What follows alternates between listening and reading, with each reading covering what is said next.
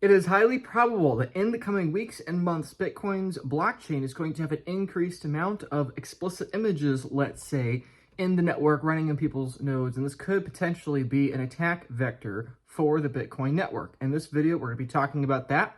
We're going to be talking about the reality of Bitcoin funding terrorist and tyrannical organizations and countries around the world. We're going to be talking about why so many people are really enraged against the legend and OG Adam Back. A lot of people are burning him at the digital stake right now. And ultimately, this is a video about nodes and a video about core versus knots.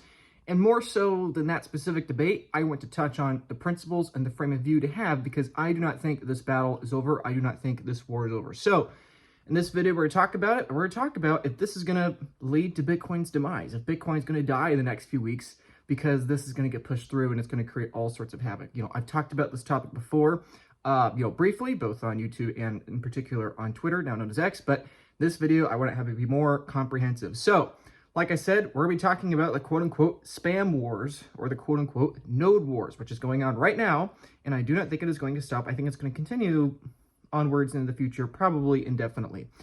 The main headline, or the main focal point right now, is the knots versus core debate. Just so you know, at the time of recording, where did it go here? The time of recording, we are looking at, where did it go? We're looking at knots being about 20% or so, 17% of all the nodes, and everything else is core, various versions of core, core 29, core 28, 26, all the way back.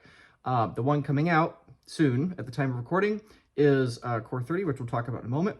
We're going to be talking about child explicit images on the blockchain in the past, and also in particular of interest in the near future, because obviously we can't change the past.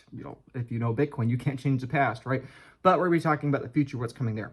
My goal here in making this video is not to change anybody's mind on this, but to encourage you to not trust me, but to verify on your own. So take everything I'm going to say in the following rest of the video and verify it for yourself. I'm just trying to provide my opinion of what I think about what's going on, good and bad, in particular bad. And my goal is hopefully to give a slightly different perspective than what you've heard from both sides of the proverbial aisle of the argument here. So we're going to go through 4 specific things in this video. I'm going to give you the basics of the debate, the basics of what the problem is, because while many of you maybe have heard of it, maybe a lot of you don't know, what's actually going on, or maybe you feel a little bit embarrassed that you know more of what's going on. I don't know. Just in talking to people about this, a lot of folks have asked me, Luke, what do you think about this? I'm embarrassed, I don't know, or whatever. So I want to keep it super basic, super beginner friendly, on the assumption that some people watching this don't yet know the context of what we're going to go through. The second thing we're talking about, beyond the basics of the debate of what's going on, technically we're going to talk about the steelman arguments for both sides of the argument here, right? And I know it's going to get a lot of hate comments down below, but in order to be able to critique various positions and sides in a debate, you have to be able to steelman their arguments, because otherwise you don't even know what you're properly debating.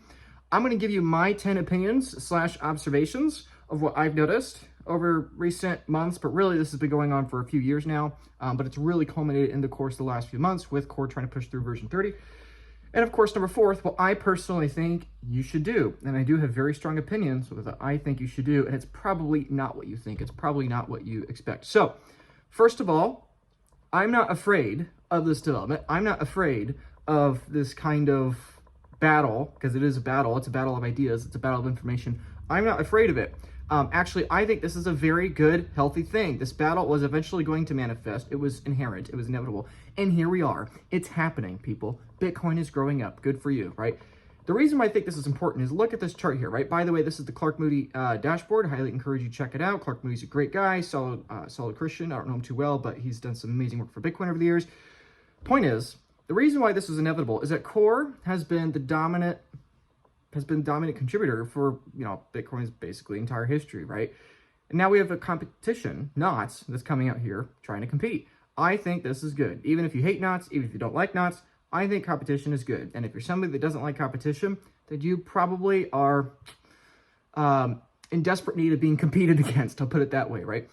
In my opinion, you can engage in discourse, you can engage in this debate of the knots versus core discussion. However, I don't think, and your opinion is valid, because truth is truth no matter who says it, but in my opinion, most people watching this video don't really have skin in the game in this debate, because most people watching this video don't either own Bitcoin or a significant amount of Bitcoin. They don't run nodes. They don't have self-custody. They don't do all those things, right? So it's one of the reasons why I think that the Bitcoin number go up message is really, really important for people, because the number one way to accelerate Bitcoin adoption, in my opinion, is to help people have a longer term view. People need to believe that Bitcoin can benefit them in their individual lives. And so that's the message I try to cater to most of the time, because people need that optimism. People need that thing to look forward to. They need to begin escaping the fiat matrix and entering into the Bitcoin sound money world, right? Before they understand why this node battle is important to them, first they have to understand that Bitcoin is important to them personally, right? So I just want to say that out of the gate, is that yes, I think this is really important, and we're going through a lot of my opinions in the coming moments here. However, most of you watching, this is not your top priority. You have far more important things to do for your personal story, right? For Bitcoin, this is a very high top priority, right? For the Bitcoin network at large. But for you personally, this is probably not the top priority thing for you, right? For you personally, you should probably focus on getting off zero. You should probably focus on getting that first X stacking goal, whatever it is. You should focus on your own personal security, and et cetera, right? So again, there's a lot of nuance in this topic, right? Which is why I make these longer videos, because they require nuance, especially when their topics as complex as this. Now, something else I want to say, I have no sponsor affiliation with this video or any of my videos in the present time. You know, I have had sponsor affiliations in the past, and almost all of those have been very good. You know, I try to be very careful with who I sponsor with, right? As you'll probably see in many other Bitcoin content creators, they have a lot of sponsorships, a lot of ad reads, a lot of those things. And, you know, that's great. There's nothing wrong with that business model. And most of the companies they're promoting, frankly, are decent or good companies. In my opinion, I think that if a company needs to spend a lot of money on a marketing budget, you know, I don't necessarily think that is typically the best business model, right? Some of the best products or services I've seen offered out there literally don't have a marketing budget associated with them, because word of mouth is sufficient enough, right? This is one of the reasons why I'm affiliated with the Bitcoin Advisor. This is one of the reasons why I was the first American on the Bitcoin Advisor team, because not only do they allow for people being tech agnostic, but it's something they encourage, right? And that's something I really appreciate myself as a client of the Bitcoin Advisor, but also as a participant and a, you know, core contributor to the Bitcoin Advisor network. That's something that I really appreciate, you know, because most of the companies around in Bitcoin today are not going to be around 5 years from now. And this problem of people being affiliated with a certain product or a certain company, that problem is only going to escalate in the future as we have more and more companies competing out there in the future, right? So I just want to make that very clear, because I know a lot of people will say, oh, you know, it's a very easy attack people make, right? When they disagree with a piece of content that a Bitcoiner has made, it's a very easy thing to say, oh, well, I just, you know, they have the wrong opinion because they've been bought out by this company, whatever, right? I want to make that very clear. There's no sponsor affiliation. I'm going to be mentioning multiple people involved with multiple different companies here, both good and bad. And I want to make it very clear, I have no sponsor affiliation with any of these companies, right? Also, personally, I like to be methodical in my approach, and I would highly encourage you to do the same too. I've spent a lot of time thinking about this. Also, and this is going to be a recurring theme throughout this entire video, follow ideas, not people, right? You know, a lot of people have been bashing on Adam Back or other people. You know, I'll be talking about a dozen individuals or so over the course of this video. Please, please, please follow ideas, not people. If you are following people, you are going to be disappointed, right? I'm very grateful that a lot of you wonderful people follow me and subscribe to my channel and all those things. But really, I know you're not following me for me. Really, you're following me for the ideas I'm sharing. The ideas in this case are the more important thing than the person themselves, right? Obviously, people are worth more in the eyes of God, right? People are made in the image of God, right? But the ideas are what matter here for getting to the truth. It matters much less who says them. About half is something else I want to say, because I know this is going to be a comment down below in this video and in future videos. About half of the content I make is pretty explicit number go up, Bitcoin fiat denominated price going up stuff, right? And probably about half of the content I make, both written and video, is about human values go up, right? This video today I'm making has very little to do about Bitcoin number go up price. However, actually it will. To the end of the video, I'll be talking about why I think this is actually very bullish for Bitcoin's long-term value potential. However, I want to make it very clear that this is a video that I'm making here that won't get a lot of views. I know it won't. In fact, I'm going to probably lose subscribers with this video, right? If you want to make Bitcoin content, you only talk about the Bitcoin number go up stuff, which some channels only do that, and that's fine. There's nothing morally wrong about that. But for me personally, to clear my conscience, this is the kind of videos I like to make. I not only like to tell people what they need to hear, but also what they want to hear, which is what this entirety of this video is. So even if you disagree with me, and in particular, if you agree with me, please subscribe. It would it would be very appreciated. It would mean a lot to me. It would help YouTube push this video out to more people. So if you care about the Bitcoin knots versus core debate, this is something you can do, is that you can engage with people that are making content on this aspect. You can engage with that content in particular, because most people watching this content on the regular already aren't even going to click on the video. So if you're watching this video, thank you. Please subscribe, please like, please comment down below your opinions of this debate, your opinions of what I'm about to say in this video and everything else, because genuinely it helps get the message out to other people. Yes, it's good for me. It gets me another, 32 cents of ad revenue or whatever, right? But the point is that that's what helps get the message out there, right? YouTube doesn't promote videos to other folks unless you engage with the content, meaning there's got to be ads in the video, because YouTube doesn't promote videos that they don't get paid to promote. YouTube doesn't promote videos that people don't like, comment, subscribe, all that stuff. So I'm just saying that, yes, it's in my interest. If you do that, I'll get an extra 2 cents if you click that subscribe button or whatever, right? But I care much more just for the sake of getting the message out there, because even if half of my content is explicit number go up stuff, and even if half of my content is not explicit number go up stuff, the former gets 10x the views of the latter, meaning even if half of my time is dedicated to the human go up factors of Bitcoin adoption, that means that people still have a perception that 95% of the stuff I do is pure number go up hopium, right? That's just the reality of it, right?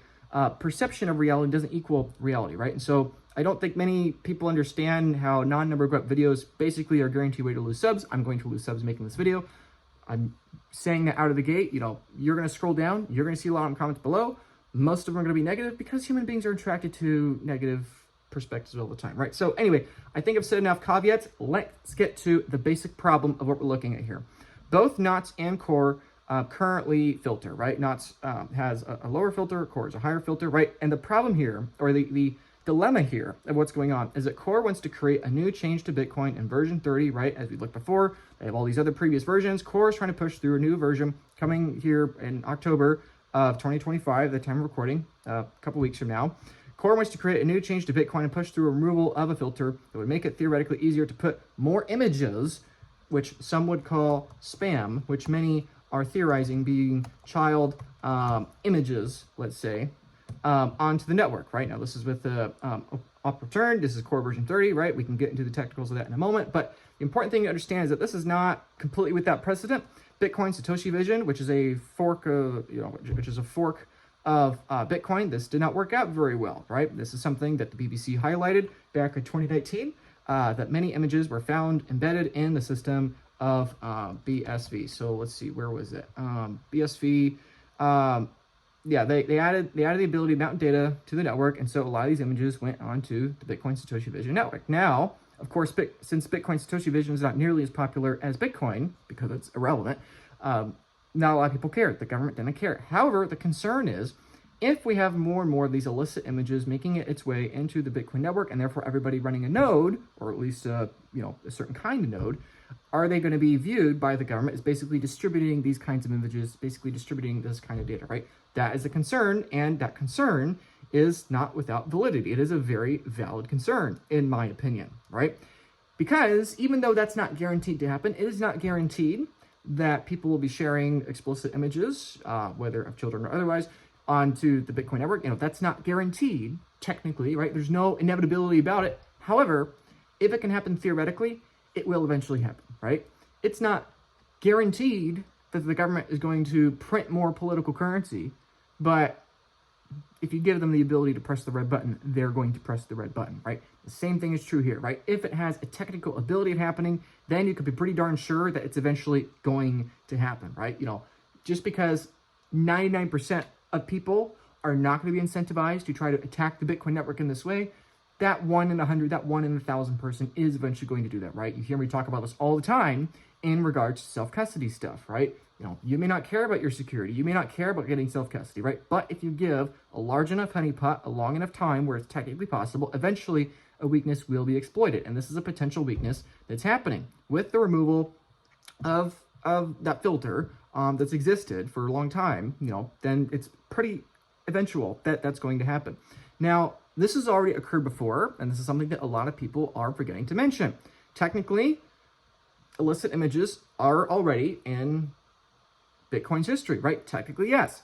This time is a bit different because it's going to be much more overt this time. It's going to be much more front and center this time, let's say. But you will not be able to, it is not fair. It's not a fair argument to say this has never happened before and now it's about to happen. So it's not fair to say that, but it is very fair to say this time truly is different because of the degree to which it will be visible and the degree to which it would be apparent on the network, right? Now, many pieces of non-monetary data have been put onto the Bitcoin network, right? Obviously, a lot of people are aware of the whole ordinals and Bitcoin NFT debate, right? A lot of people are aware of that over the most recent years, right? Where people put on, whatever, ape pictures or obituaries or, whatever, more benign, quote unquote, benign stuff on a network, right? However, there are other things that are more controversial that have been put onto the Bitcoin network, right? So, for example, if somebody, wanted to send a 3D printer schematic or gun design or whatever to, let's say, somebody in Ukraine to print out a 3D printed gun, or to an otherwise, place where those kinds of things are legal, now you can do that by putting it onto the Bitcoin network, right? With this extra non-monetary data, right? If you want to put on illicit images because you are a pedophile, degenerate, evil, horrible, disgusting person, then you can do that technically if you wanted to, right? Also, people have put on scripture or Bible verses or other things onto the network, right? And all three of these things are illegal in various parts of the world, right? And so, of course, the danger here, the problem here, that the people supportive of this, what I would call spam, the people supportive of it on the network, the non-monetary data, let's put it that way. Of course, the thing they would say is, well, who is going to be the central authority to say, what is, what isn't, appropriate data? We'll get to more on that in a moment, right?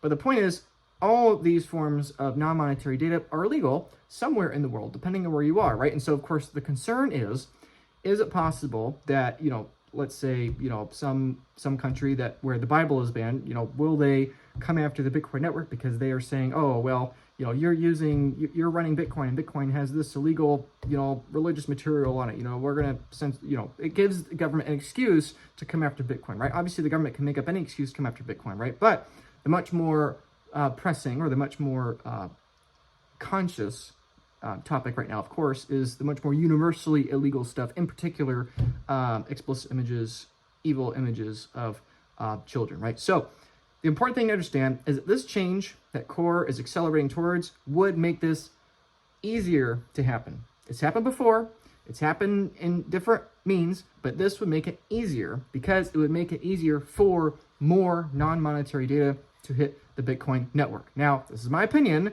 but this is not an existential risk to the survival of Bitcoin, but this is a very bad precedent to set, and this is not a good thing. Anyone telling you that this topic does not matter, in my opinion, is acting very foolishly. And anyone telling you that this is eventually going to kill Bitcoin in the next few weeks or whatever, I also do not think that they're acting very rationally. I also think they're acting very foolishly, right? This is something I've said in many other videos. Of course, I get a lot of negative comments for saying it, but I'll say it anyway. If Bitcoin can be destroyed, it deserves to be destroyed. If this is what does Bitcoin in, that people put illegal materials, non-monetary data onto the network, and the government censors it and kills it, well, then Bitcoin deserved to die. It deserved to die, right? If illegal, forget the non-monetary data, right? Just make it back about money and transactions, right? If Bitcoin was sent to a terrorist or an organization that was evil or immoral, and Bitcoin could be destroyed in that sense because the government says, well, you're not supposed to be doing transactions with China. We don't want to work with China. Or, Putin's probably a better example. You shouldn't be sending Bitcoin to Russia because Bitcoin, the network, is allowing people to send money to Russia. We're going to censor it and destroy it, blah, blah, blah. Then it's eventually going to happen, right? If it has the ability to be destroyed, whether it's with non-monetary data or with the government, whatever excuse the government wants to make, if it can be destroyed, it deserves to be destroyed so that we can find a way to create something that can't be censored by the governments, right? So this is not something that is going to kill Bitcoin, but it's something that is very, very important because the changes that are made today have lasting consequences onto the future. That is hard to overstate. Saying it's going to kill Bitcoin is an overstatement, but it's hard to overstate it. Now, let's go through the basic perspective of the people running knots and the people running Core. And as I will talk about more later in the video, there are all kinds of reasons why people are running each of these different kinds of softwares, different kinds of nodes. But let me give you the basic 30,000 foot level of what the argument here is, or what the opinions are, right? For people running knots, they would say filtering spam is not censorship, right? If I'm going to censor advertising emails from my email inbox, is that censoring? No, I am not going beyond my sphere of influence and forcing that person to stop sending their advertising emails, I'm simply blocking them from the ability to enter my email inbox. This would be the same kind of opinion. I am not censoring people from sending out images, because some of them are going to be sending out, whatever, monkey pictures, some of them are going to be sending out obituaries, some of them are going to be sending out Bible verses, some of them are going to be sending out, images of rape or other horrible, evil, disgusting things, right? And so I'm not censoring them. I'm simply blocking them from using my node, from putting, data in my network, from putting it in my block, whatever, right? This is the same kind of concept with block templates, right? Which Bob Burnett, Ocean Mining, and that whole team is doing, right? I've got a lot of good friends at Ocean, and have a lot of friends and investors there. It's the same kind of concept, right? This would be the opinion of those running knots or similarly adjacent people running different kinds of block templates, right? And of course, the whole thesis here and the whole background here would be that this is kind of Bitcoin's whole point, right? This is from the very beginning what Adam Back all those many years ago was trying to work on with Hashcash and other OG cypherpunks, right? Basically, you're filtering different kinds of information, right? Now, another perspective these knots folks have is that it may be possible that governments / CIA / Mossad / whatever, pick your government agency, maybe these government agencies are compromising core devs to pass through these quote-unquote patches or these quote-unquote upgrades or these changes to the network so that it becomes easier for the government to attack Bitcoin, right? Probably it would be easier for the government to frame Bitcoiners as these horrible, evil, degenerate, immoral people if there was all this explicit material on the Bitcoin network, right? Of course, once the material is on the network, you can't undo it, right? Because you have to, go back, roll the chain, which you can't do with Bitcoin. Good luck with that, right? And so, from a narrative perspective and a PR perspective, this could be disastrous for perception of future Bitcoiners. Oh, well, all you Bitcoiners are running all these Bitcoin nodes and you own Bitcoin. Well, didn't you know that all this horrible stuff's, in the ledger or in Bitcoin's history, whatever, blah, blah, blah. Why are you supporting this, right? Why are you condoning this, blah, blah, blah. When really they aren't supporting it, they aren't condoning it. Like, they can't control that it's already there, right? You can't control transactions of the past, right? All you can control is what kind of transactions are going to be added in the future, right? So, of course, this is a theory that the Knots people have. I don't think there's a lot of evidence, direct evidence to support that theory. However, I think there is an abundant amount of logical reason to suggest that, hey, if I were a government, if I were a malicious government that wanted to take out Bitcoin or at least slow its rate of progress, then I think that makes total sense. This is something that could definitely happen. If not, it's happening already. But it doesn't matter if it's happening now or not, right? And this is why I think a lot of people get lost in the weeds. They try to focus on what is or isn't actually happening in the present moment. It doesn't matter if the government's co-opting core in the present moment. Like, a lot of people are going to get into character assumptions. I'm going to get into that more in a moment. And this is what's really frustrating to me looking at this, is seeing that people are so distracted by making character assumptions of saying, oh, this is or isn't happening. It's like, it doesn't matter if it is or isn't. If it can happen, then eventually it will happen, okay? If core, even if they aren't compromised by the governments, like, they will eventually, right? Even if it's not happening now, it could happen in the future, right? And this is, this is the opinion of the Knots folks, is that core effectively is acting as an attack on Bitcoin because they want all this, what they would label as spam, entering into the network, and because they view Bitcoin as money and they don't view this other non-monetary data as, vital, in fact, antithetical to the Bitcoin network, then, effectively core is acting as an attack on Bitcoin, and maybe core is being compromised by the state. That is the opinion in general of the Knots perspective. Now, let's talk about the core perspective, right? The core perspective would be Bitcoin is open for everyone, right? And who are you, dare say, that people aren't allowed to do that, right? The core perspective would be to say, hey, well, who are you to say that this other person doesn't have the right to engage with this material on the network, right? And to be fair, they have a certain amount of point. Bitcoin is about freedom. Bitcoin is about sovereignty, right? I think obviously that argument kind of fails because, like we were talking about a moment ago with spam to your email inbox, like, well, you're not preventing them from creating the material, right? You're not preventing them from doing that. You're just preventing them from it being a part of your aspect of the network, right? So, the core basic perspective is that Bitcoin's an open network. Who are you to say that people can't do this? Ultimately, it's going to happen anyway. So, why fight it? We should embrace it. We should, make it easier for people to do that. We should make it easier for people to put non-monetary data onto the Bitcoin network so that it drowns out all these immoral and illicit things, right? Make it easier for people to put in non-monetary data, and all of a sudden, because most non-monetary data on the network is not these kinds of explicit images drowning out with all that, right? That's the kind of perspective there. And ultimately, who is the authority to determine, what non-monetary data is and is not, worthy, right? Like, okay, who are you to say that, things that are not, let's say, inherently evil, right? You could, pick the Bible, pick other books, right? The topic is irrelevant here, right? The topic is stuff that is incredibly immoral, like violent images, versus things that are not that, right? Whether it's a monkey pick, or it's a Bible verse, or it's a book, or it's a 3D schematic, whatever it is, right? And effectively, the core perspective, again, in general, would be that with these people running knots, they're abandoning the core project, which has been the dominant form for Bitcoin, not only in the present moment, but for, the vast majority, for Bitcoin's history. They're abandoning this. They're doing this new thing. This is dangerous, right? And they have a certain degree of points as well, I think. I think they are right. I think this perspective is correct. That, not correct in its entirety, but correct in the point being that you're never going to be able to stop it. There's always going to be this malicious material that is going to find its way to make it to the Bitcoin network. As we talked about before, it already has happened before, right? So I think they have a point that that's going to happen.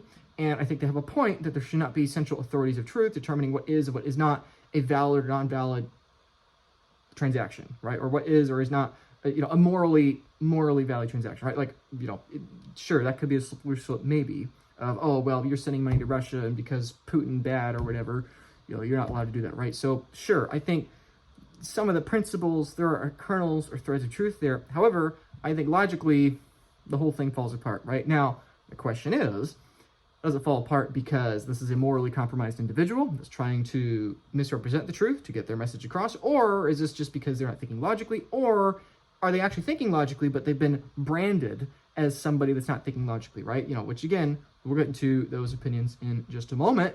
In fact, that moment is right now. So let's talk about some of the individuals on both sides of this debate. Now, I am not naming names so that you should go, make fun of them or be mean to them or throw threats at them or character accusations, right? That's not why I'm doing this.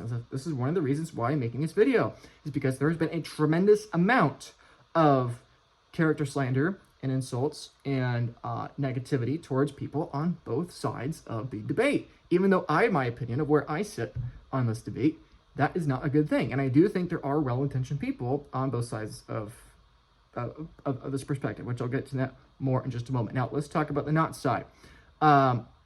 Jeff Booth, Dennis Porter, Bob Burnett, Samson Mount, Simon Dixon, Bitcoin Mechanic, Luke Dasher, and Matthew Crowder. All these people are, relatively well-known within the Bitcoin space, and all these people either are explicitly knots or are much more lenient towards knots, right? Let me give kind of a, spectrum here, right? We have folks like Matthew Crowder who are explicitly directly towards knots, calling out anybody that is not running knots, calling out anybody that is not advocating for that, right? And I totally respect that opinion. I think Matthew Crowder is a very good actor, in the space, right? There are things I disagree with him on, but, I think he's a good guy. I've only met him, I think, once or twice in person. And the last time I saw him was maybe a few years ago, but he's a very nice guy, very genuine guy, and I think there are good things there, right? Other people like, Simon Dixon, are much more lenient towards knots and are on the record, saying that.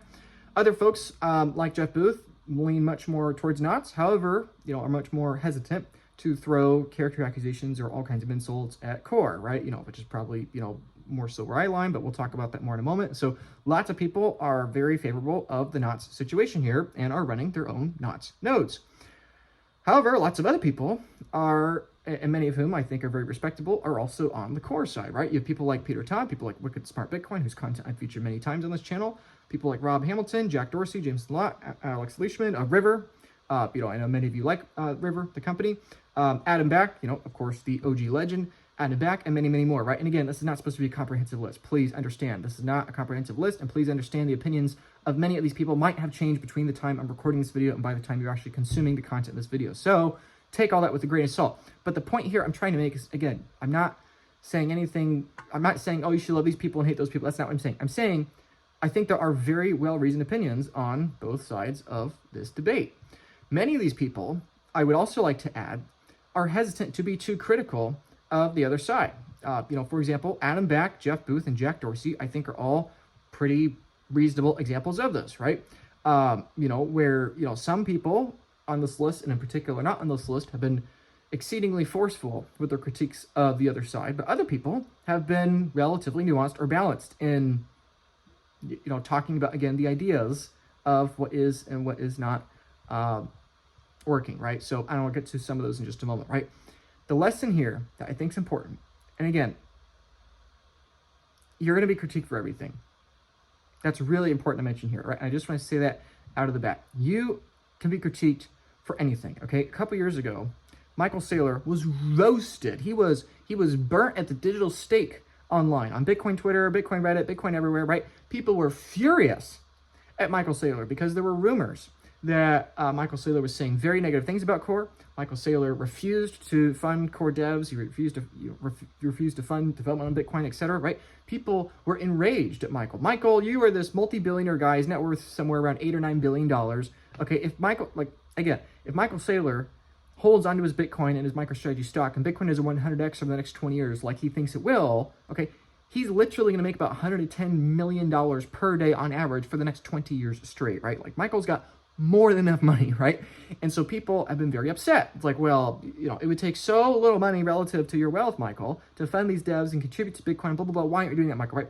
People were furious at Michael, despite all he's done for Bitcoin, right? And maybe you love him or hate him. I don't know. I don't really care what you think. The point is, you can be Satoshi Nakamoto and people will be mad at you, right? You can be Adam Back and people will be mad at you, right? You can be Michael Saylor and people will be mad at you, right? But the funny thing is that most people, literally, inherently, even the people that agree with you, won't know why you did what you did.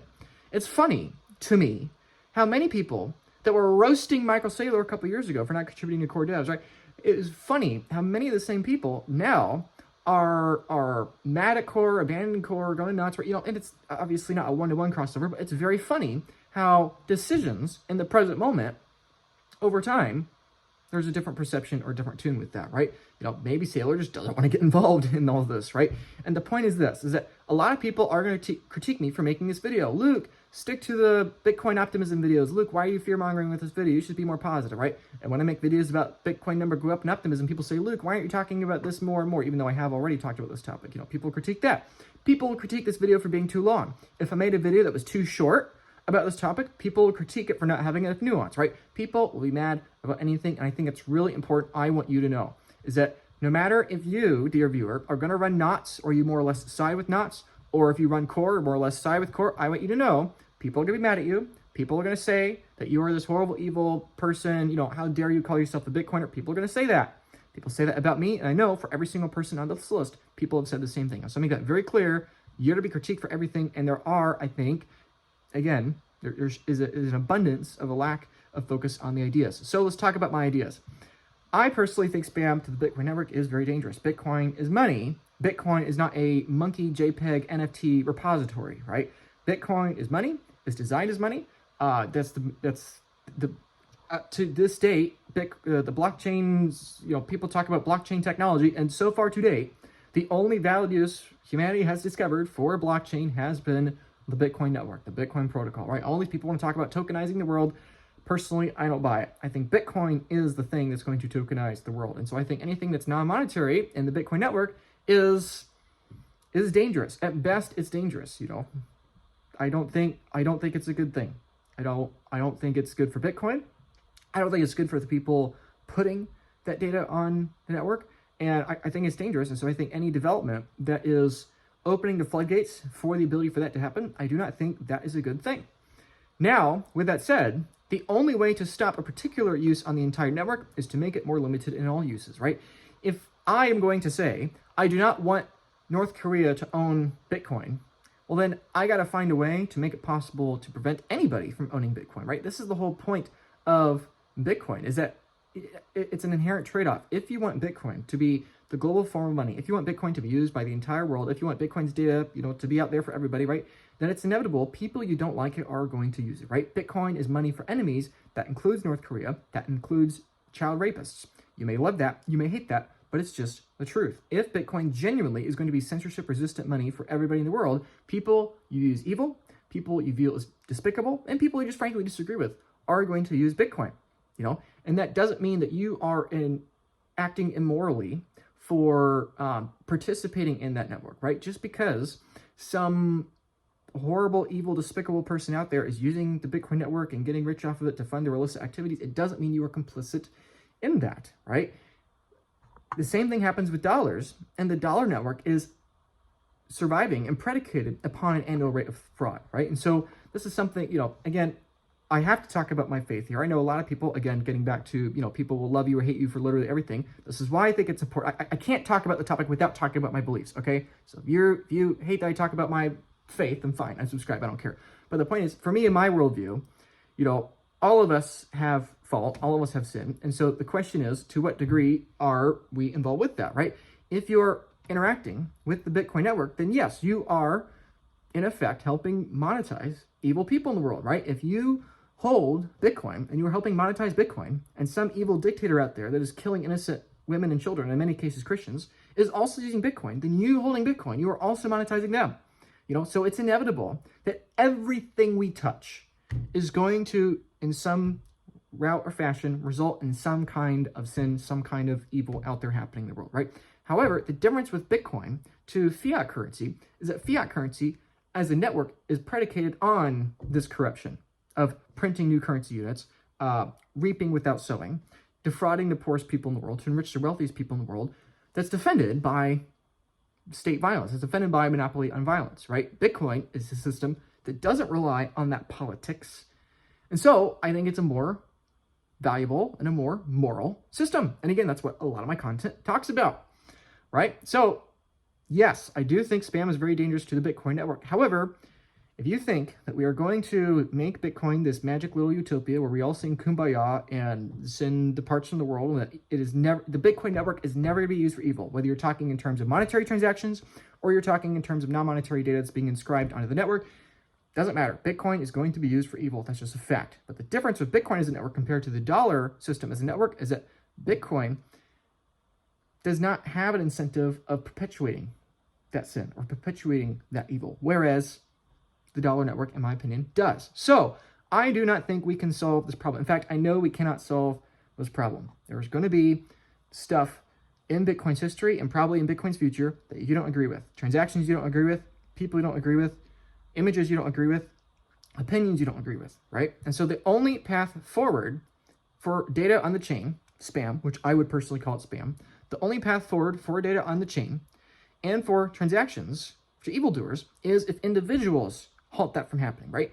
Nobody, by essential authority, can or should be able to say, these images should be allowed on the Bitcoin network and these images should not be, right? Nobody should be able to say, hey, these transactions are allowed on the Bitcoin network and these are not, right? Anybody saying that they have the authority or right to do that, in my opinion, is probably the evil actor or the more corrupt actor in the conversation, right?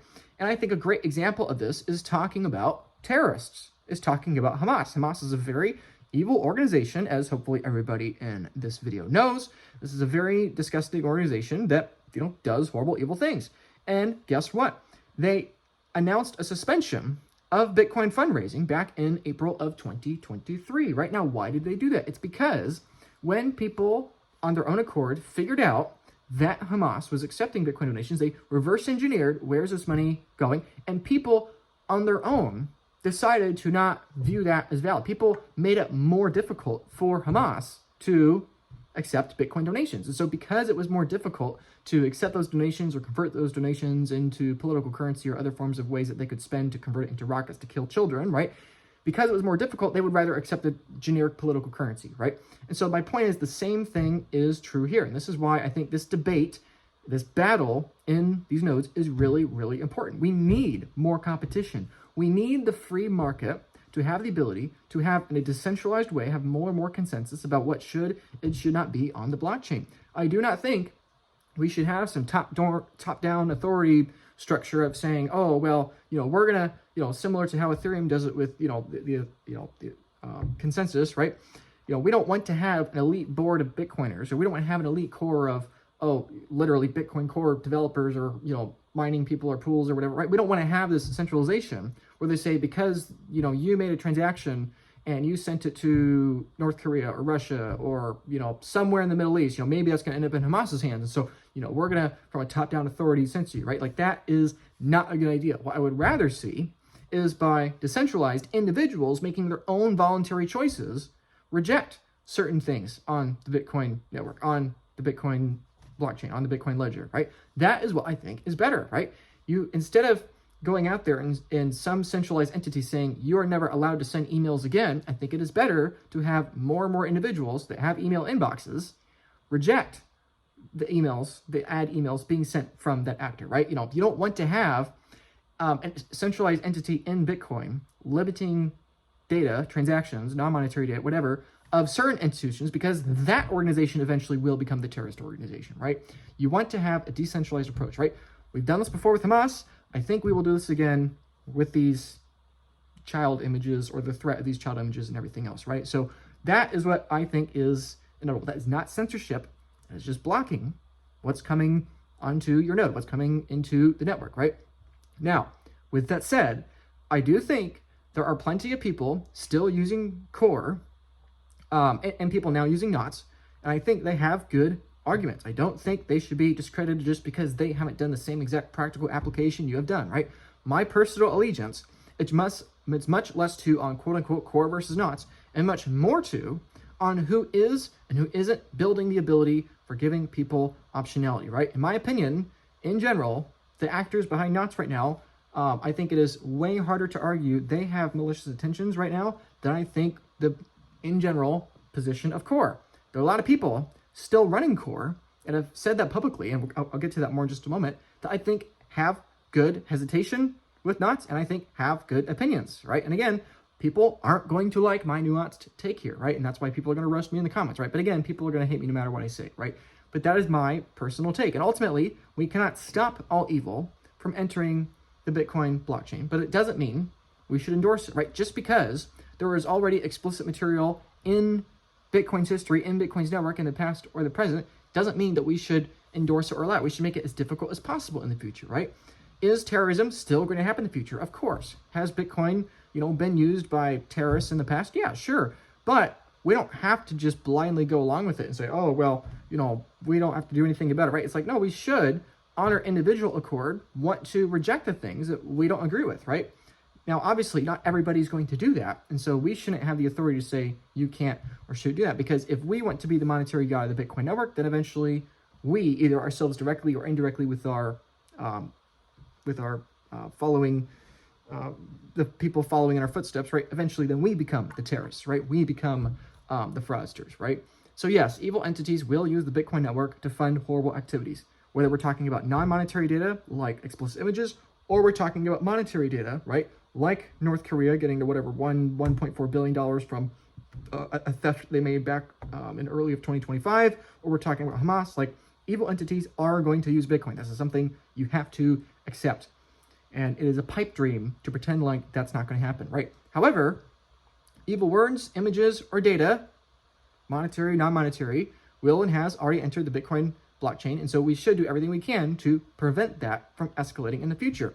And I think that Core's decision to change the limitation here and allow more of this non-monetary data to enter the Bitcoin network, I think is something that is very, very dangerous. At the same time, Core has a lot of brilliant minds behind it and has a long track record. And I think that lots of people still involved with Core have valid opinions. And so I'm not going to sit here and say, because I'm more supportive of the ethos behind knots, that I think that literally everybody involved with Core is a bad actor. I think there are many people that are bad actors within Core, but guess what? There's probably at least one bad actor within knots too, right? So that's just my take, right? And really, truth be told, I despise politics. And something I want you to take away, dear viewers, is to understand that this is not going away. This is not going to stop. This is only going to get larger, right? Right now, much of the world has their eyeballs and their focus on CNN and Fox News talking about Congress, right? This is the future of politics, okay? The future of politics is not a board of individuals writing paper with proof of authority in Congress of the United States. The proof of politics on the far future is what people are doing at Bitcoin-based layer and higher layers of the chain, right? And so while this whole thing, this whole Bitcoin versus knots thing might feel like a catastrophic near-death event for Bitcoin. While it might feel like it is as critical as the block size wars of 2016, 2017, the reality is this is what you get. If you want Bitcoin to take over the world and be the world's money, the block size wars basically were a political civil war in Bitcoin. Okay, this node war, this spam war, this whole debate and battle right now, this is effectively our version of politics, right? And it's one of the reasons why people are so engaged in this topic right now, right? Again, there's plenty of valid reason why people should be engaged. However, in my opinion, the reason why much of this debate has transitioned from discussion of ideas to character accusations and insults is because this has the same kind of human dopamine triggers as traditional politics, right? As many of you watching know, and some of you love this, some of you hate this, fine, I don't care, I'll say what I want. As many of you know, personally, I'm a Christian, and I'm always reminded of how painfully aware, I'm painfully aware, I'm reminded all the time of how flawed I am, how flawed we all are, and how we all need a savior, right? And Bitcoin is not that savior, right? And Bitcoin does not fix human nature. And if you still believe this, despite this whole ongoing dilemma and war, you know, this should hopefully prove you wrong, right? The reason why Bitcoin works is not because it fixes human nature, but the reason why Bitcoin works is because in Bitcoin, there is no single point of failure of human beings. That's why I think this addition of knots is a good thing for Bitcoin. We don't want all the devs to be part of the core devs, right? We don't want all the nodes to be in one setup, right? We don't all the Bitcoin miners. We don't want one block template. We don't want all the miners in one country, right? We don't want one person holding on to Bitcoin, right? We want a diversity, right? Because while we can't eliminate evil, we can create a system where the system itself is not controlled by a single evil entity that will inherently leverage the tool of that system, enriching its own self at the expense of others, right? Personally, I think this debate, this core versus not debate, is something that is helping it make it even more difficult for a single group of people to be in control, right? And this is why I think it's really important to have this nuance and make a longer form video, even though a lot of you negative Nancy's out there would rather we make a shorter video that lacks the nuance. This is why I think it's really important. If I were to sit here in this video and say, core is evil, knots is good, that would be missing the whole point of Bitcoin. The whole point of Bitcoin is that you don't trust a centralized board of human beings to make your decisions for you. I'm a fan of knots. I'm a fan of it taking market share, right? I'm a fan of people competing. I'm a fan of the discourse going on here, right? But to say that, this is the same thing we see in traditional politics, right? Bitcoiners like to say all the time that the Republicans and the Democrats are two wings of the same bird, right? And ultimately, I think that's the logical view. There are things I like about the Republicans. There are things I like about the Democrats. There are a lot of things I don't like about either of them. Ultimately, I care more about truth and I care more about the ideas than the people, right? But this is just the disgusting nature of politics, and it's why I despise it so much. It's because you can't make a person that magically fixes the box, that ticks all the boxes, that's going to be this perfectly moral person indefinitely, right? That's just not how it works. And so for this reason, it's why I care about aligning myself with the political entity that is Bitcoin. I don't really care about talking about my personal political opinions, Republican, Democratic, whatever. I don't really care talking about, because I think it's basically a waste of time, right? I care about Bitcoin as my political system because it's an apolitical system. But even though it's an apolitical monetary network, really, we have different political systems within Bitcoin, and they happen to be the different kinds of versions of node runners, the different kinds of versions of, miners, all those things, right? There are all kinds of different political views of the people within Bitcoin, right?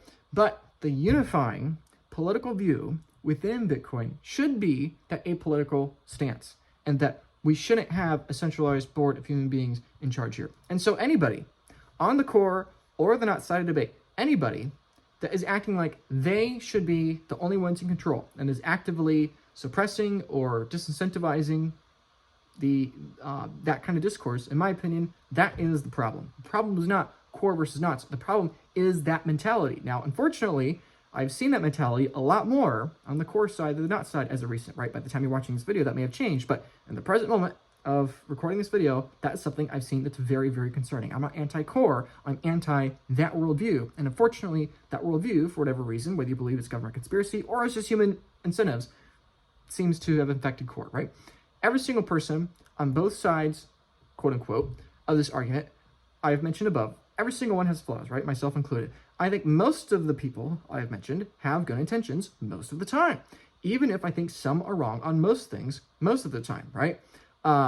You can make plenty of accusations against Peter Todd. Sure, he's got weird opinions about nuclear weapons, and for some reason he doesn't own Bitcoin, apparently. I don't really understand that, right? So, plenty of weird stuff there, right? You could say, hey, Rob has said some pretty concerning things, especially as of recent, right? You can be enraged about Jack Dorsey and say, well, him with Twitter, or what used to be Twitter, right? And all the censorship, back in 2020, you got COVID, you got the censorship there, right? Sure, there are plenty of things there. There's also plenty of things that he's done that actually been very valuable for free speech and for Bitcoin, right? You can make plenty of accusations about Jameson Lopp, right? I am one of those people, right? I think there are plenty of things to be critical of the decisions he's made in the past, right? I think there's plenty of skepticism there. However, at the same time, he is a self-custody advocate. I think that's wonderful, right? You can make a case against Alex Leishman, right? I'm a friend of Alex. I've had him on the show before. I'm a huge fan of River, right? I use River myself. I buy Bitcoin literally every single hour at River. I've recommended probably hundreds of people at this point to River, right? So, I think he's a good guy. I think he's a good actor, right? A lot of people would, and are being very negative against Alex right now and saying, oh, well, River's compromised because River is a part of, the U.S. state and blah, blah, blah. Sure, you can make that point, right? The same thing is true with Adam Back. Adam Back, the freaking OG legend himself, who's been here literally decades longer than pretty much all of us watching, this video are, right? Adam Back, right? The guy that, short of Satoshi Nakamoto himself, basically is the last person in Bitcoin that, there's basically nobody left in Bitcoin publicly today that has contributed more to Bitcoin than Adam Back, right? Obviously, he wasn't involved in the very early years of Bitcoin, but the guy freaking invented Hashcash, right? So, and proof of work, right? So the point is, a lot of people are very negative about Adam. And even though Adam was on the right side of the block size wars, there were multiple slander documentaries made against Adam, right? And people were very mad. They were saying that Blockstream had a perverse incentive of profiting off of keeping the block size limit small, having transactions off chain and blah, blah, blah. Adams is compromised because Blockstream and whatever, right?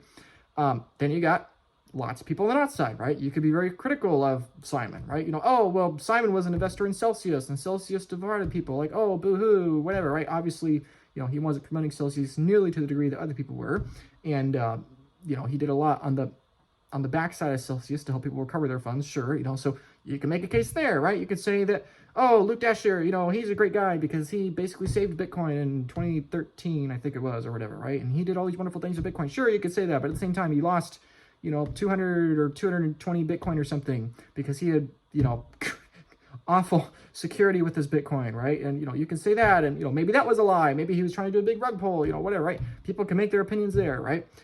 Samson Mao, people could say, oh, Samson's this great guy because nation state adoption and Aqua, Lightning, Liquid, whatever. But at the same time, people can say, oh, well, he's trying to get clicks and views for his business and Omega Candle baloney or whatever, right? Okay, whatever. People could say, oh, Bob Burnett, great guy, black filters. A lot of other people say, oh, Bob Burnett, bad guy, black filters, right?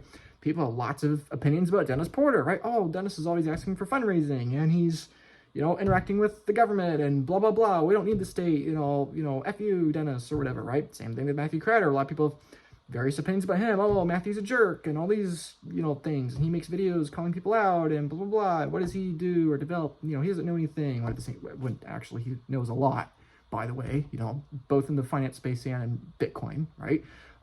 Jeff Booth. Of anyone on this list, I would say probably Jeff Booth is the guy I'm closest to on this list. Jeff, I would consider a friend. We've gone on vacation before. We went to vacation together before a couple years ago in Colorado for, I don't know, like 5 days or so. We've had a lot of really good conversations. I know Jeff probably better of anyone else on this list, I would say, probably. But, point is, people could say the same thing about Jeff. Oh, Jeff Booth is this great guy. He's so nice. He's so wonderful. But at the same time, people would say, oh, he's just this VC raising hundreds of millions of dollars to fund all these companies, and he's biased, and blah, blah, blah, and he's, whatever, right? Like, people can make up whatever opinion they want, right? And it's true to a certain degree. Every single person on this list, and by the way, let's add myself, every single person on this list does a lot of really good things. A lot of them do a lot of probably not so good things, right? To varying degrees, right? So the point that I'm trying to make here in this nuanced take is that I think most of these people, they have pretty good intentions, right? Even if I think they're wrong most of the time. And the one person of all those people I've talked about, the one person I really want to mention here is Adam Back, okay? Adam was roasted during the digital at the proverbial digital stake for his opinions during the block size wars, many years ago, despite being on the right side. A lot of people said Adam Back is compromised because he's, with Blockstream. And of course, Blockstream wants smaller block sizes. This is the whole premise of the book, Hijacking Bitcoin. This is the whole Roger Ver perspective. This is the whole Bitcoin Cash, Bitcoin Satoshi vision, that whole view, right? This is all that kind of view, right? People could say, oh, his incentives, of course, are for scaling Bitcoin off-chain and blah, blah, blah. And they're not wrong. Of course, his incentives are for that. However, just because your incentives are for that doesn't mean you're wrong, right? Of course, my incentive is for you to like this video and subscribe so that I can get my extra, $6.22 of ad revenue or whatever, right? But just because it's in my incentive doesn't mean I'm wrong, right? And so the point of why I want to talk about Adam and what Adam's opinion on this position is specifically is because Adam has been here for literally multiple decades, longer than most of us, right? And am I saying you should blindly trust Adam? No, you shouldn't. The opposite of that, right? And Adam knows that more than anybody because it's literally why he was designing this system, right? If Adam wanted you to blindly follow him and believe him just for, who he was, he wouldn't have made freaking Hashcash. He would have made Adam Coin, right? So with that said, I want to talk about what Adam's opinion is because I think it is a very healthy one. Adam's opinion on this topic is that Bitcoin is owned by humanity. The protocol developers are stewards and need consensus from users to change it materially. Bitcoin is about money. Agree. Spam has no place in the Chime chain. Agree. What defaults the Bitcoin Core project puts in the reference client matter in this, right? In May, there were 88 million JPEGs on the chain. Now, 4 months later, there were 105 million JPEGs, a 20% increase. In May, 7,000 Bitcoin worth of fees have been paid. At 100,000 Bitcoins, about $700 million, or an average of $8 per JPEG, per image. They are primarily in Taproot inscriptions, right?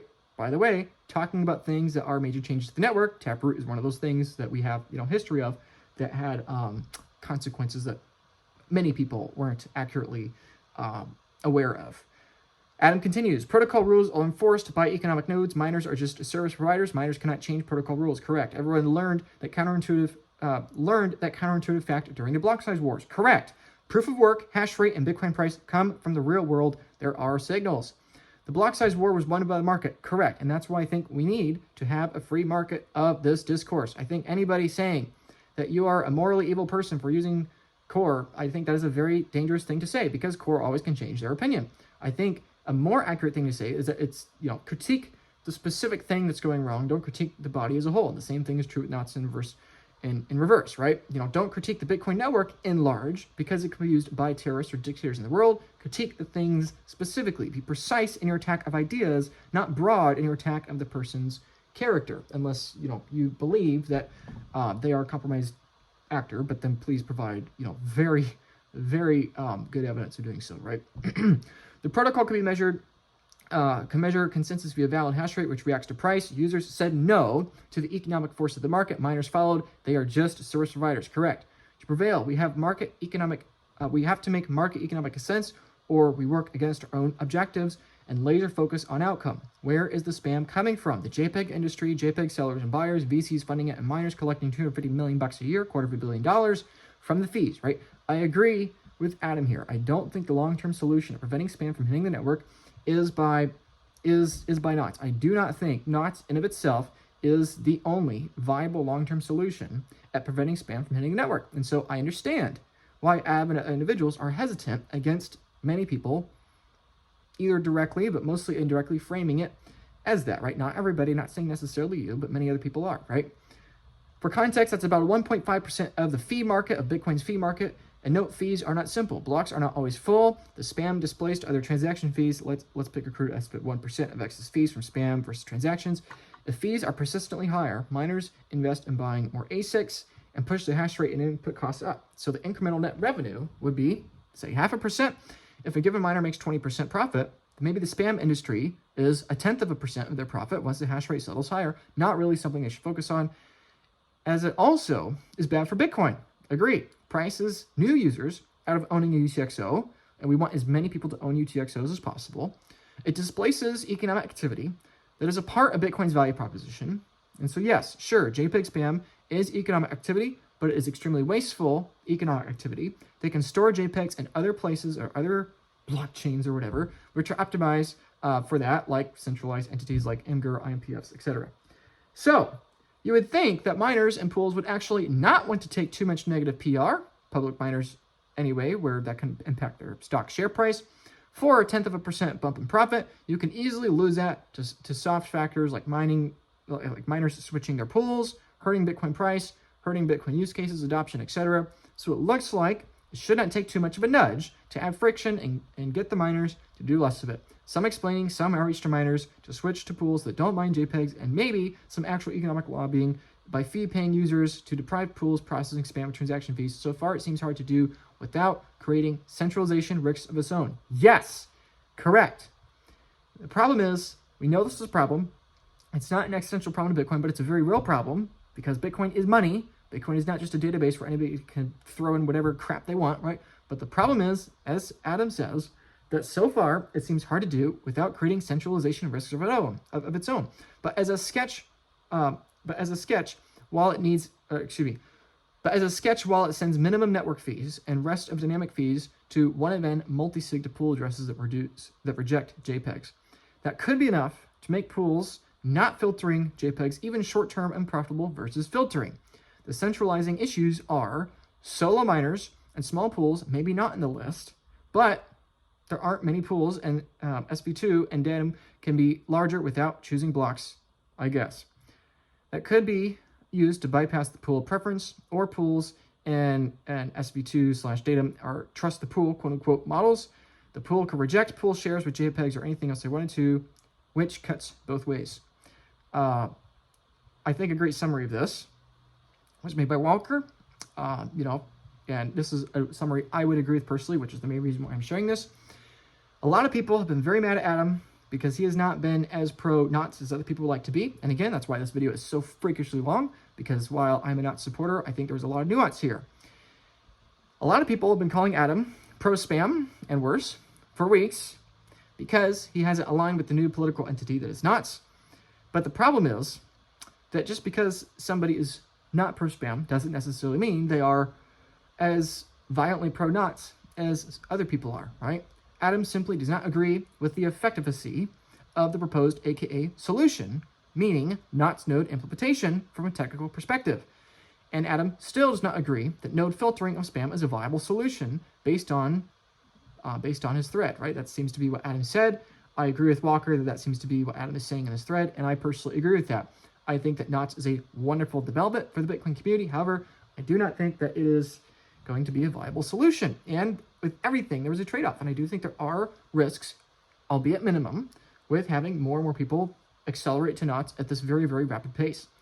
Instead, Adam is trying to lay out the economic case for how to deal with incentives to filter better spam at the mining/pool level, while clearly stating that Bitcoin is about money. Spam has no place in the time chain. What defaults the Bitcoin core project puts in reference client matter in this, right? So again, Adam is not pro-spam. Personally, myself, I'm not pro-spam, and that's why I think, dear viewers, you should focus more on being anti-spam than being anti-core, anti-NOTs, pro-NOTs, pro-core, whatever, right? You should focus on whatever is going to lead to the highest probability of Bitcoin success in the long-term future.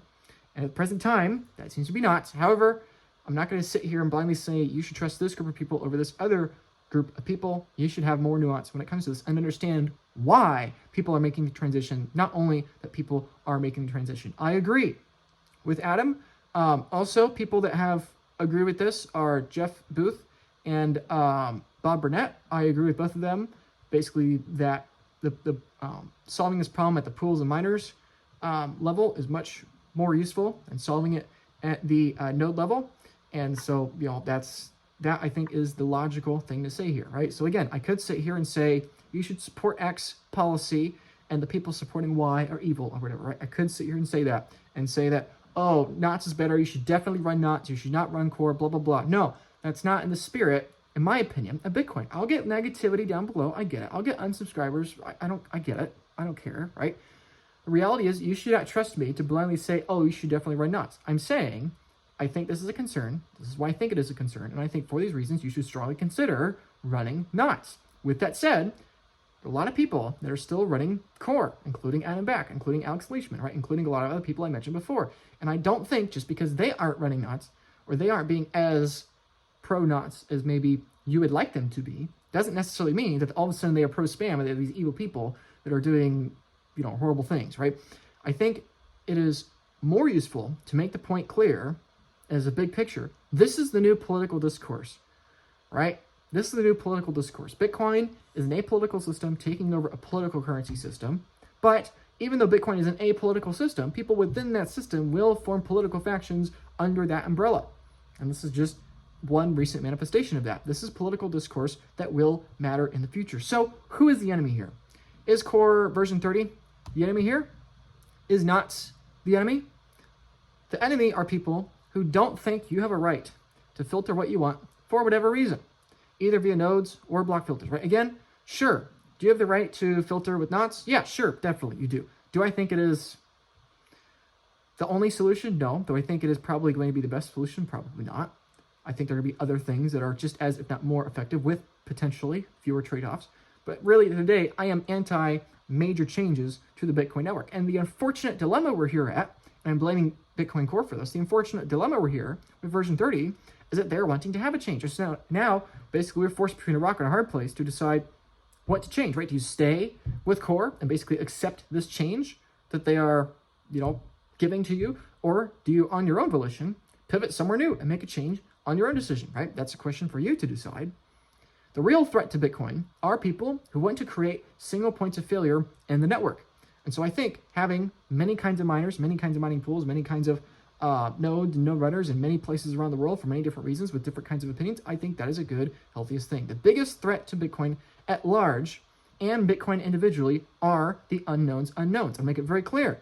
It seems, based on what I know, that NOTs is the superior way to go. However, the biggest risk always are the unknowns. Okay, this video is frankly above most people's care, most people's education, most people's interest in Bitcoin. If you're watching this still, you're in a niche of a niche of a niche because people don't know what they don't know, right? I'll give a quick example here. For example, 80% of the people following me online only don't know of Bitcoin's time bug, right? This is something I posted about literally a couple days ago when this is already a hot topic, this whole, Bitcoin Core, Bitcoin NOTs thing. This is something I posted a few days ago. I asked my followers on Twitter, now known as X, do you know what Bitcoin's Unix time bug is, right? This is something for anybody having an opinion on NOTs versus Core. This is something you should know about. If you don't know about this, then frankly, I don't trust you anyway, but if you don't know about this, then I really don't trust your opinion on if you should go the NOTs or Core direction, right? But the point is that, I'm not trying to act as this, oh, look, I'm this big influencer with all these people following me. I'm not trying to pretend like that, but the reality is that between Twitter and YouTube, probably about 50,000 individual people consume my content on a somewhat regular basis, right? And about 1% of those people, about 430 people, replied to my poll asking this question. And only 20% of people know what this bug is, right? By the way, if you don't know what this bug is, I'll make a future video on it. This is something that's really important to understand. Basically, there is a time bug in Bitcoin that in the year 2106, Bitcoin's time chain is going to halt, right? There's a whole discussion with Core that in the year 2035, I think it is, they're going to try to fix this, right? Point is, there are risks to Bitcoin that are very, very small, like quantum computers, like the Unix bug, like, whatever, UTXO management, right? There are lots of concerns people have, but if you don't know these, most people don't even know that these things exist, right? The biggest threat to somebody that has Bitcoin on an exchange is the unknown risks they haven't even thought about, right? Most people on exchanges haven't even thought about the possibility of somebody stealing their Bitcoin from their exchange, right? They're too focused on deciding which exchange to use that they're distracted by the fact that people are going to steal their Bitcoin from their exchange long before the exchange goes under, right? Even though the exchange probably will eventually go under, right? So my point is, the unknowns, I think, are the biggest threat to Bitcoin. And there are a lot of unknowns with what Core is doing for version 30. I think that is a huge problem. There are lots of unknowns with having NOTs rapidly go from nothing to roughly a fifth of the network, right? Which do I think probably has the higher risk of unknowns? Probably Core version 30, right? However, I'm encouraging you not to blindly trust me and run NOTs. I'm encouraging you to do your own research and figure out for yourself what direction you think has the lower probability of having unknowns, right? And my concern here is that the majority of people don't know the basics of how the Bitcoin network works. And that's not to make fun of people. That's not to say that, oh, look, I know more than you should trust me. I'm making this whole long nuanced videos, but the point of saying you shouldn't blindly trust me, the point I'm making here is that A lot of people really don't know what they're getting into. A lot of us don't know, and we're going to have to figure it out. And that's why we need to have healthy debate where we're not throwing character accusations and slanders at people, right? People are throwing all kinds of character accusations at Adam and other people that are still siding with Core, people that are abandoning Core to go to Knots, right? People, we need to stop that. We need to have a nuanced conversation. If you believe somebody actually is an evil actor, yes, call them out. Call evildoers for the evil they are doing. But just because somebody disagrees with you on the practical implementation of something, because they also justifiably are concerned about the unknowns, because they understand that so many people don't know the basics, it's an entirely different thing. Human nature is to hyper-focus on the things outside of our control, to ignore the things within our control, and to make decisions based upon human drama. Way more people right now, frankly, are making decisions on if they should run Knots or Core based upon the opinions of human beings, many of these human beings being listed here, right? And that, I think, is a very dangerous, problematic thing. You should listen to what these people have to say. You should listen to what I have to say. You should listen to what all these people have to say. You should listen to their anonymous Bitcoin pleb on Twitter or Reddit, whatever. Like, you should listen to people and hear their opinions. And understanding the pros and cons, the faults and the benefits of each person will potentially help you give more nuance under understanding what they're saying and why they're saying it. But the point is, you should make decisions based upon your own personal convictions and understandings, not based upon what others are doing. And I think the biggest threat to Knots is that people are blindly trusting the people with Knots. And I think that's a big problem. But at the same time, people are blindly trusting Core. And in fact, I think they're doing so at a way higher degree, right? So with all that to say, let me wrap up this already long, nuanced video with my 10 opinions and the things that, for me, are the foundations I want to stand on. Number one, humans are flawed. That should not be a surprise. However, a lot of people are acting like that's not true. It is true. Everybody is flawed. Every single person on that list and every single person watching this video. I think supporting Knots is a valid argument. You know, if you want to keep it simple, if you want the 30-second answer, yeah, I think supporting Knots is probably what you should do. If you're gonna choose between the two, yeah, you should probably run Knots. You know, or learn about it. Run it, see what you think, learn about more, and then make your own decision, right? But please don't do that just because I told you to do it, right? The third thing is that even if you don't support Knots, I think more importantly, supporting filtering and non-monetary data, but being hesitant of Knots, I think that also is a valid opinion. There are lots of people at Core right now, many of whom I mentioned, who are not yet running Knots, who are not yet vocally or publicly supportive of Knots, but that doesn't mean that I think that they are these horrible, evil people. I think actually they have a very valid point. And in many cases, they might be more correct than the Knots people, because these folks are making the very accurate point that this is not going to be a permanent solution. This is just a short-term kind of solution. This is not going to go away in October of 2025. This is going to be an ongoing thing that's going to last for years, if not decades, probably forever. And it's going to evolve dramatically. Being critical of Core's actions here, yet recognizing that many people in Core are good faith actors. Not all of them, but many of them are trying to do the right thing, right? Adam, back as an example, has been explaining that he would like to, within Core, figure a way to reduce spam instead of pivoting to Knots, right? That's Adam's opinion. I think that's a valid opinion. And I think anybody watching this video that shares that opinion, I'm not going to yell at you or say you're this horrible, evil person that doesn't deserve Bitcoin or whatever, right? The fourth thing that it's important to understand, even for those watching this video that aren't node writers, that I think is really important to understand, is that this is a new political arena, right? Guess what? Core versus Knots is your new Republican versus Democratic debates, right? Congratulations. We've graduated, right? We're now a multi-trillion-dollar asset. You know, in the future, we're going to have political states getting involved, right? And again, I don't care if you think that Core or Knots is or is not compromised by some sort of secret government agency, right? It doesn't matter. They eventually all will, okay? In the far future, there'll be all kinds of countries with all kinds of state-sanctioned hash forces, right? You know, I'm a big fan of many, not all, aspects of the software thesis. I do think eventually governments are going to be hashing Bitcoin. Eventually governments are going to be deeply involved with Bitcoin. You know, maybe they are now, but even if they aren't now, they eventually are going to. And so you should be prepared and understand that pretty much every entity with Bitcoin is going to be speculated, at least at some point, of being compromised or involved with the government, right? It is only going to accelerate from here. Number 5, and this is the number go up part of the video. Number 5, this is proof how early you are to Bitcoin, right? When I make a number go up video saying that Bitcoin's going $100 million a coin, people say, Luke, do you really believe that?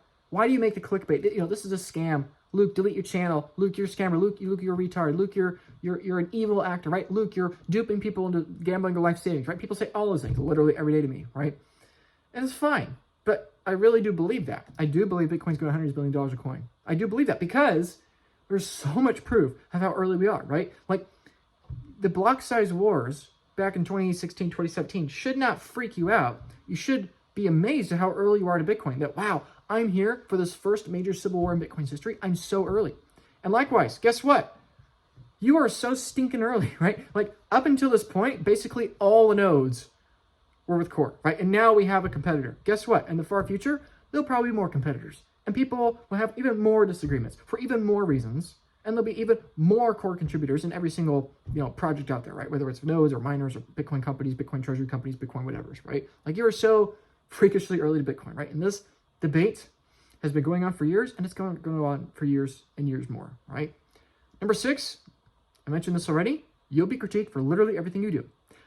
I'll be roasted in the comments that, Luke, this video is too long. You should have made a shorter video, blah, blah, blah. Luke, you should have had a more firm opinion, blah, blah, blah. And guess what? If I did those things, people would have said, Luke, you should have made a longer video, better explain this. Or Luke, you should have had more nuance. Like, you can't make everybody happy, right?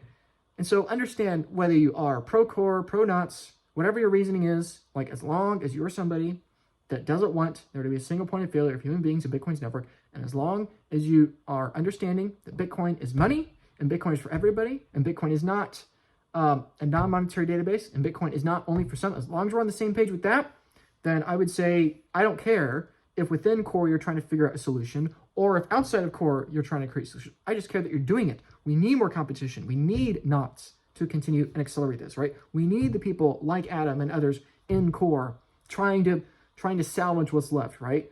I think we need all of that. And the free market will determine what's left, right?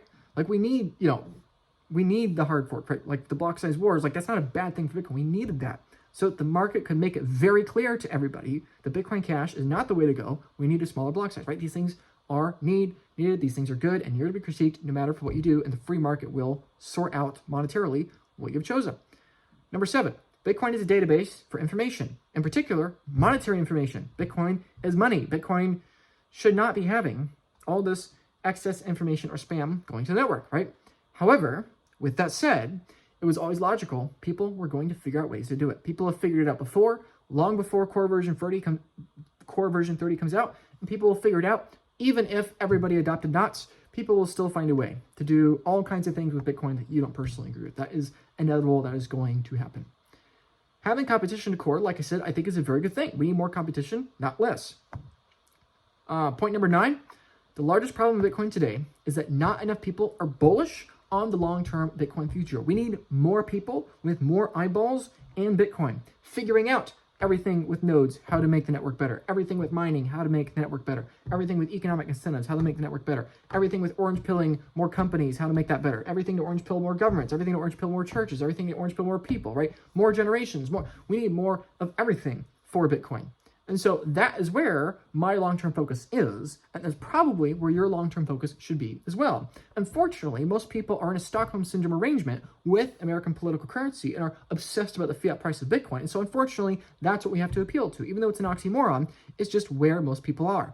The US dollar to Bitcoin exchange rate is eventually going to blow up to infinity, and it's an oxymoron that doesn't make any logical sense. However, it is the means at which the message reaches the people that have the sickness and the illness and the symptoms of using this political currency over the course of many, many generations and decades, right? Bitcoin needs more users, more capital, more interest, more attention, and more self-custody. Not all at once, right? We can't handle 8 billion users literally tomorrow, but we need it to be a steady growth over time. We need more companies. We need more competition. We need more discussion, right? We need more competition to make sure Bitcoin has the highest probability of continued success. And in my opinion, the real enemy here is an overfocus on character attacks and an underfocus on building new solutions.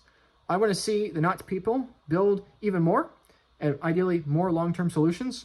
And I want to see the good faith core actors, or what remains of the good faith core actors, build more competition in Knots, right? So maybe Knots doesn't survive forever, right? If Knots does nothing more than simply help core regain its foundation and pivot from where the direction they're currently going, which is not a good direction. If that's all Knots does, then Knots was a success, in my opinion, because it helped Bitcoin survive a bit longer, right? If Knots reveals that core is falling apart and core continues to fall apart, and eventually everybody pivots, and then Knots has new competition, the new competition is better. Like, I don't care, right? Ultimately, I care about seeing Bitcoin survive. And I think the best probability of seeing Bitcoin survive is seeing all angles of the argument focus more on helping people understand the basics.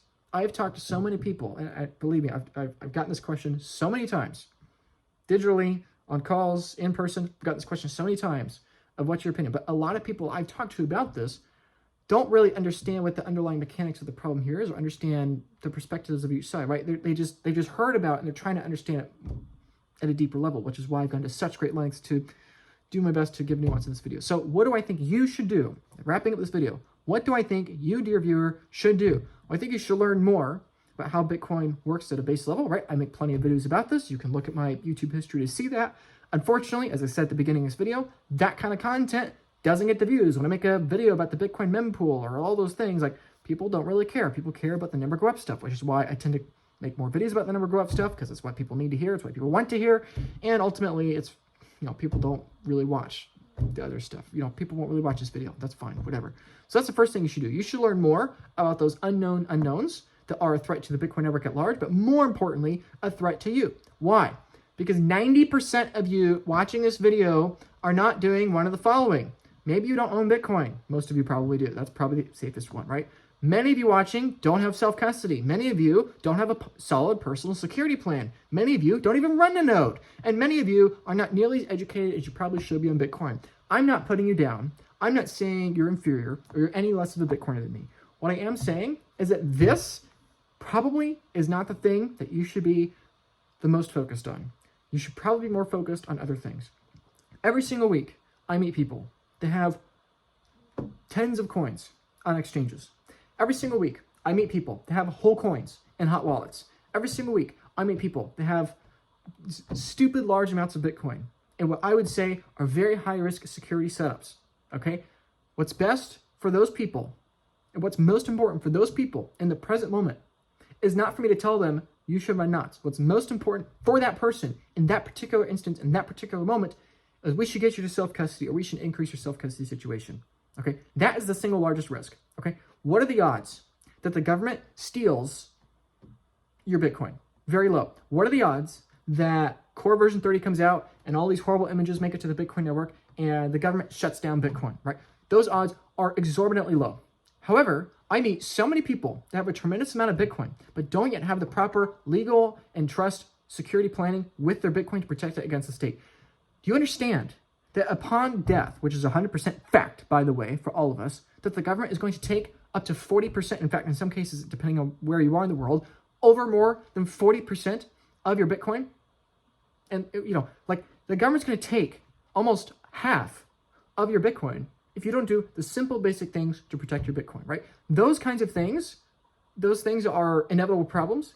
Getting self-custody, protecting your Bitcoin against the creditors, against the lawyers, and against the state, doing those things while retaining self-custody, that, for most people watching this video, is a way higher ROI of your time and attention and action than of learning everything you can about the Bitcoin versus knots or quantum computers or Bitcoin's time bug or anything else, right? All that stuff's important, yes. All that stuff matters, yes. For the network as a whole, yes, it definitely matters. And yes, you should do all those things, and yes, you should learn about them all, right? Sure, great, wonderful. But the reality here is that people's attention spans and people's time is short, right? So that's just the reality. Like, I know you guys, I see the data, I read the comments, I've spoken to probably about 1,000 of you now by this point. Like, I get it. Like, I have those conversations, and the reality is, I'm just being brutally honest with you, is that the number one problem with Bitcoin, and the number one problem most people have, is that they aren't bullish enough on Bitcoin, which is why I make content helping people get more bullish on Bitcoin with as many minimum short time preference chart hopium as I can, and as much long-term conviction as I possibly can deliver. That's the number one problem. The number two problem is that people aren't doing everything they can to reduce their personal risks, right? And so, yes, this discussion of which node should I run, core or knots, run either, run both. I don't care. Do what you want, right? Don't trust me. Verify on your own. Personally, I'm much more supportive of knots than of core. However, I'm hoping the best for core, and I'm not somebody that's, trying to beat them down. I really hope they don't push through this version 30 thing. I really hope they come to their senses and figure this out, right? I'm not trying to push ill will on them. I'm not one of these people that's saying, oh, guaranteed they're compromised by the government, right? It's like, ultimately, they're all going to be compromised, right? And this is why Bitcoin is so important at preventing that from actually manifesting and destroying the network, right? So, Bitcoiners losing their coins to scammers, thieves, government agencies, or parasitic lawyers is a risk to the network, just as this spam issue is a risk to the network. Just as all the risks we've talked about. The risks for most of you watching this video is not with Core and it's not with knots. For most of you watching this video, the risk is you aren't even running a node. The risk is you don't even have self-custody. The risk is you haven't bought enough Bitcoin. Those probably are risks way greater for you than worrying about time bugs or about quantum computers or about this or that or hard forks or other things in the far future you can't control. Again, my encouragement is in this video, focus less on attacking people, focus more on attacking ideas, focus less on the things outside your control, focus more on the things inside of your control, right? The best interest of you, dear viewer, is to do what is best for you. The biggest risk to you, your family, and your Bitcoin right now is probably not the knots versus core debate. It's probably not even ETXO management. It's probably not Bitcoin's time bug, quantum computers. The risk factors you have, right? And the action point at the end of this video, yes, run a node. Yes, I'd encourage you to run knots, or at least learn more about it so you feel like you've made a good decision, right? Don't run knots because I told you to or somebody else told you to. Don't run core because Adam told you to or somebody else told you to, right? I'm giving you information as a touch point for you to launch on your own due diligence, right? But the important thing here is that I'm just giving you the general perspective here. Probably you have way higher priority things to be thinking about. You know, if you got all your Bitcoin on Coinbase, it's probably priority number one, right? So yes, this video is important. And yes, you should probably run knots. And yes, these things are good. And yes, spam is bad. But don't waste your time being in the trenches of a fight you're only spectating on from afar. Get in the arena, run a node, take self-custody. If you want help with those things, reach out to me. You know where to find me. I've not really been promoting myself this entire video because people are always wanting to find something negative to talk about. But the point is, if you think there are things in your life or things in your Bitcoin journey that you need to increase the security of, please feel free to reach out. This is what I do for a living. I'm happy to help. You know, in the meantime, I'm going to continue making my content. I'm going to continue helping people understand that Bitcoin is money. I'm going to help people understand that Bitcoin, because it's a better form of money, is going to take over the world. And hopefully, along the way, we see more and more competition with nodes, more and more competition with block pools. Ultimately, Bitcoin is not going to self-implode in October of 2025 or November of 2025 or December, right? Bitcoin's going to be fine, but you got to protect your Bitcoin. So I think I made my point. This is a very long video. Thank you for subscribing because most people haven't made it to the end of this video. And TikTok next block. Thank you.